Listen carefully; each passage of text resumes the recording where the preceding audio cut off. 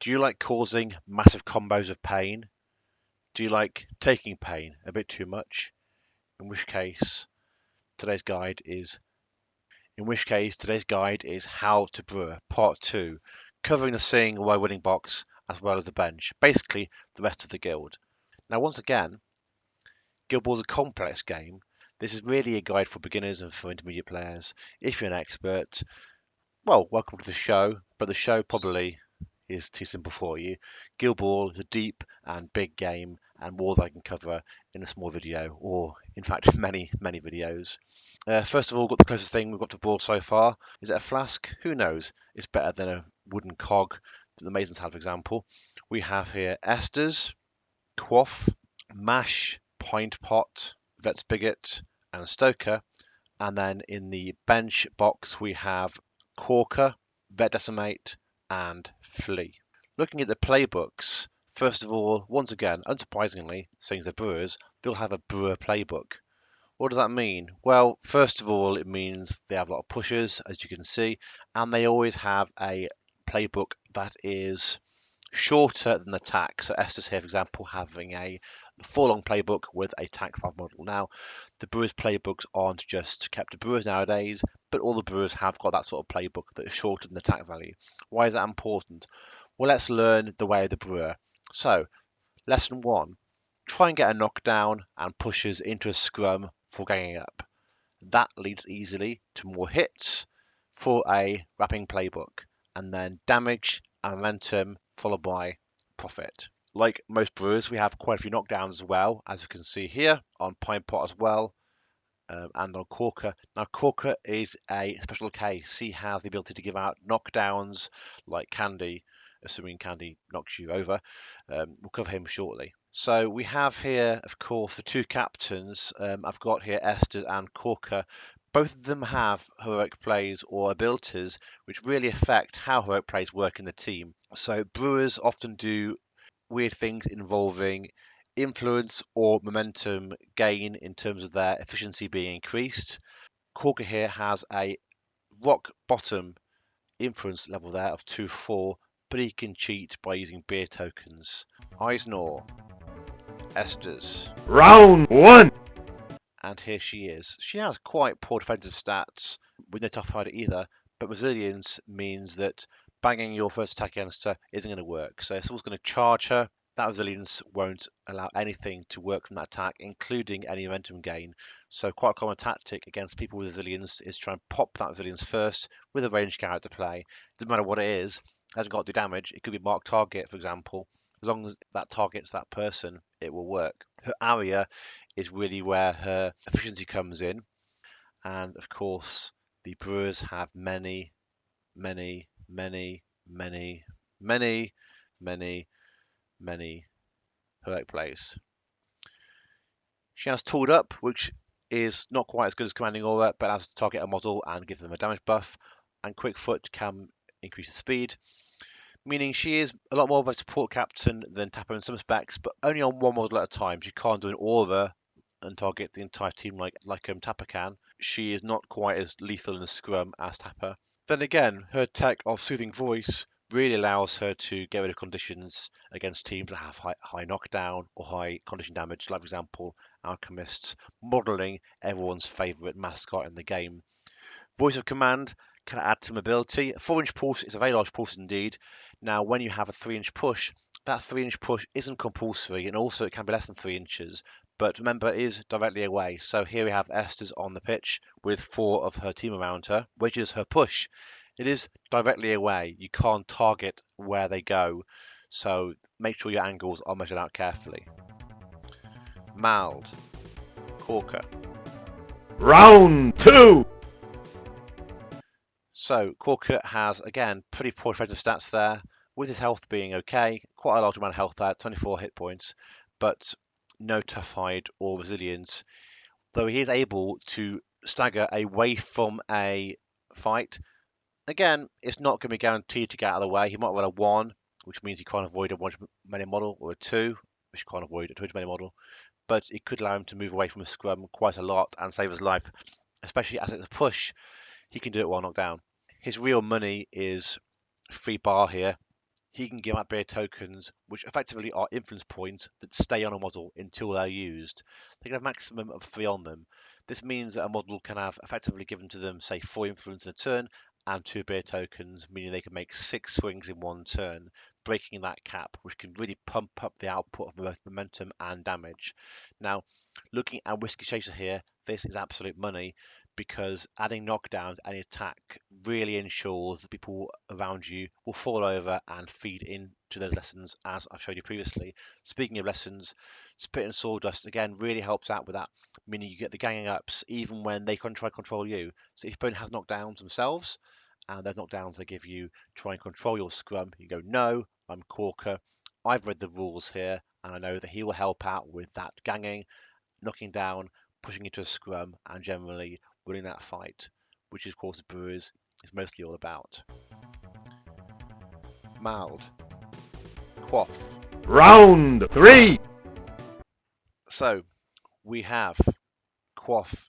I would say Quaff is a superb mascot. Second Wind is amazing for most of your team, especially team members who want to maybe kick off and get a great turn 1, go into your enemy, push people towards your scrum, and escape scot-free. Pick Me Up is a free attack buff. That's it. Everyone gets better with him around. Well, sorry, one person at a time, but he picks them. It's got to be a non-captain, so it can't be your captain. Hence, that's what non-captain means. Thank you, Andrew. But it will, of course, help pump up those Brewers playbooks and lead, of course, to better wrapping. He's got a lot of pushes in his playbook. He can, in theory, live the dream and make people go quite far away. Love Creature, I mentioned it before. Don't forget it. It's there. It's always really good. Attack buff in any team is great, especially when you've got short playbooks and you've got knockdowns. It pumps up your potential to wrap and damage hugely. In case you want to visit Christmas Freeland, here he is. Here's Quaff charging in. I've given him 8 dice here. His attack 3. I've given 8 dice rather than 7 because it's going to get crowd out. Because let's face it, your Brewers, you're going to get about 4 hits, about a 3-inch push. If you add all the bonuses in, you can do the dream and maybe get a 5-inch push or further and go for those crowd surfs off the edge. Personally, wouldn't do that much. It costs influence to do that, whilst in reality, like I spent killing someone. But he is quite a reasonable way of getting momentum for influence anyway. Eisnor. Stoker. Stop. Come on. You've got to do her. She's pretty good. Fine. Okay. All right. Fine. Okay. Fine. I'll do her. Good. Good. So, Decimate. She is amazing in Brewers. I think I would see her in most teams, to be honest. Anatomical precision, as I mentioned in previous videos, it really breaks the dice math in terms of how easily she can hit people.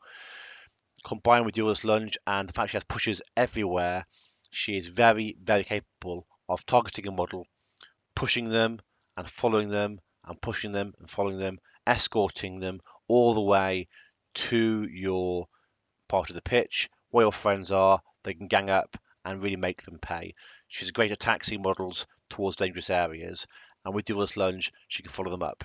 Combine that with the ability to get second wind from Quaff, she can go in, push someone towards your scrum, allowing the fight to be on your terms, and then dodge away afterwards 4 inches.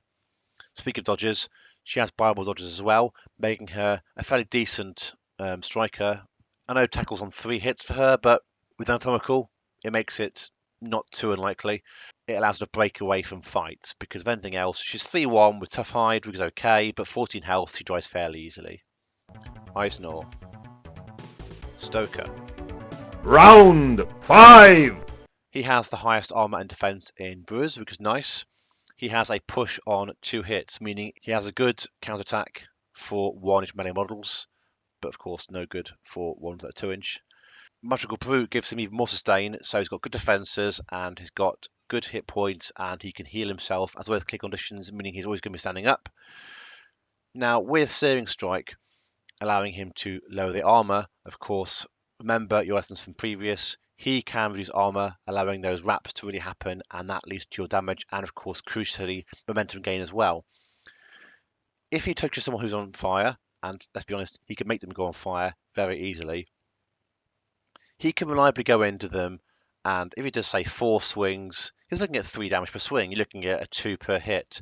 Instead, though, if he goes up to someone and he knocks them over first, making them defense 3, and again, I'm using the sort of 4-1 average stats here, he has got a good chance there of swinging instead and getting a momentous 4 per hit for 3 hits. This is, of course, swimming on fire from his heroic play, and therefore his burning passion kicks in.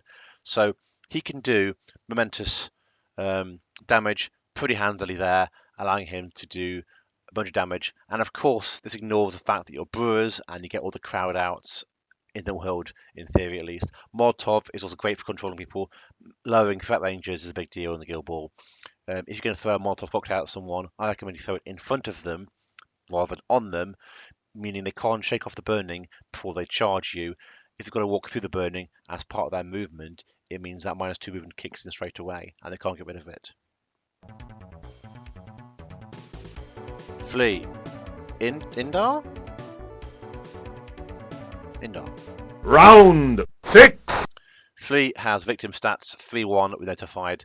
20 health, will vanish faster than a very fast thing. I'm terrible at those analogies because it's terrible stats really. No real counter attack to speak of, and terrible defensive stats on great. So it's definitely a support piece. He's got knocked down on 1 hit, always great. Attack 4 makes it relatively reliable, not super reliable, but let's face it, in Brewers, you have knockdowns everywhere. His main power, and why taking him, is to make your mascots into murder machines. If you don't want it, don't pick Flea. So let's look at it, shall we? So let's activate his heroic play on Scum. There you are, Scum. If he powers up Scum, making Scum, pardon me, falling slip there, making Scum tack 4 normally, +2 because of the heroic play, +1 because Flea be crowding them out anyway. So let's assuming he knocks them down with his knockdown on 1 hit, he crowds them out, he uses heroic play on Scum, making Scum tack 7 against a 4-1 model, making them defense 3 with a knockdown. Scum has a super reliable chance of getting, well, at least 4 hits, but 5 isn't that unlikely, especially if you start feeding your momentum into bonus timing your attacks, meaning he's going to get a good sort of 12 damage and 4 momentum for influence, which is quite nice. Also, this assumes Scum himself doesn't attack next, and bear in mind Scum can attack for free once per turn with Feral. So Flea pumps up mascots, turns them into murder machines, and if a mascot's in a fight, your opponent gets less out of fighting them. First of all, Scum's fairly easy to avoid fights with his unpredictable movement, and secondly, if you kill Scum, he gets 1 VP rather than 2. And remember your lessons again. This adds to the scrum. More crowd outs, more knockdown, more damage. Mash. Eisnor. Round 7. Mash has a 2-inch melee, always a good start, and a very spicy there, tackle push on 2 hits, tack 5 making it fairly reliable. Combined with resilience, this makes Mash a really good ball holder. And I hate to say this, Brewers players, but you have to think about the ball sometimes. He's going to hold the ball away from the scrum, and if someone comes in to tackle it off him, their first attack will pop resilience. So they have to overcommit to fight him, either by popping it first with range plays or with more than 1 attack. If they attack him next, he can counter and tackle and push them away. He's also quite handy getting the ball back. He can engage a model, and even if that model has a great counter attack and a 2-inch melee, if they've got the ball, he can tackle push them away and they can't do anything about it. Combined with batter up, meaning he can push the ball to someone else who actually wants it, maybe set up a snapshot, that sort of thing. It's not going to be used all the time, but of course it is influence free, which means Mash can survive normally on less influence than he gives to the team. Mount. Pint Pot. Round 8. Pint Pot, first of all, looks like he has mopey stats there. 1-inch melee, 3-1 stats, 20 health. So he's got a very poor, if any, counter attack. Again, low defensive stats, 3-1, and not enough health to really survive. So why take him? Well, first of all, his 1-inch melee is kind of longer than that. With Taunt, he can pull models towards him. This is more useful than it sounds because they can get pulled towards your scrum, meaning Pine hasn't got to overcommit too much. Although he can commit fairly well. If you're going with him at later turn, and you know you'll get the momentum to guarantee next turn, Rowdy can ensure he can get those 6 attack dice at least without being crowded out, which can be very good at breaking up a scrum on your terms. Combined with Come On Then, he can go into someone, attack them a bunch of times, and turn on Resilience, which effectively it is, to soak that first hit. It won't always save him. He can die still fairly easily, but he is able to go into a fight as long as you pick the right area without models that have a huge output and really dish out a lot of pain. If anything else, with his 6-pack, he can have 2 influence in 2 turns and make 5 swings each turn. So he can, for a low influence expenditure, do a lot of attacks. And of course, he can carry beer tokens that were placed by Corker. He's not the 6 anyway, so he can get a lot of attacks and a lot of momentum out of quite a low influence commitment. Smashing Face is also best used for this reason. You can buy it with a beer token, 2 damage to everyone around him, and a bleed. So I often like seeing Pint Pot used near the end of a turn. He goes into someone, gets a lot of momentum. Because he's going late in the turn, he can guarantee at least short term he won't be attacked back. Attack everyone around him for 2 damage, and that, of course, with bleed kicks in to make it 5 damage. They can't shake off. Raid. Vet Spigot. Round 9. Vet Spigot has probably my favourite ability in the game, and that's Goad. Goad is a very powerful control ability in a guild that hasn't got many of those. You can lock someone down and force them to only directly move towards Spigot. Ideally, you want to use this before Spigot's moved, because you can then use it and then move in a way which means the angle of approach has to come towards your players. Of course, that's 6-inch range, so he has to be within 6 inches first, which is a bit worrisome. He's got 4 defensive stats, 14 boxes, no real counter-attack, 1-inch melee, so he'll die fairly easily. But it can be a great way of pinning down someone you want to kill, or pinning down someone who's got the ball and you want the ball to stay either away from your goal or towards your players. He's basically a striker, of course. Back to his best gives him a fairly decent move, again with a very low commitment to influence. Football Legend gives him, again, a stealth 4-9 kick and everyone around him more dice for kicking, which is great when you receive the ball to allow you to pass it around more easily to get more momentum. He has, with his rope play, a great goal threat for a very low expenditure of influence in the room, really, or should I say the Spigot in the room, or the Yacht Spigot. The other Spigot in the room is, of course, Spigot, who's in the room, and he is also really good because that times called heroic play he has, giving +2 movement to the whole team, is a superb buff. So I recommend picking a Spigot. Do you want to score goals or not? Not sure. He hasn't really got a viable dodge. In fact, he hasn't got a viable dodge, which means Spigot can find it hard to get the ball angles right. But again, he has got Goad, which I think is a extremely strong control play and really can feed into your team, stopping people from running away, and you can teach them the way of violence. Me? Nottingham? Andrew? Final fight. Oh, it's me, I guess. Thank you to patrons who are here, and at least I'm not going to get attacked today. At least I'm not going to get attacked today. At least I'm not going to.